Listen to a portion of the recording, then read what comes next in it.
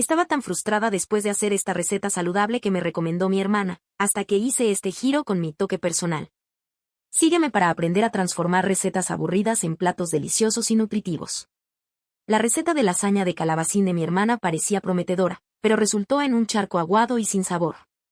Esto me hizo sentir muy mal, pero no me rendí. Deshidraté las láminas de calabacín en el horno, agregué una capa de quinoa para textura, usé queso cottage para cremosidad sin exceso de grasa, y añadí hierbas frescas para potenciar el sabor.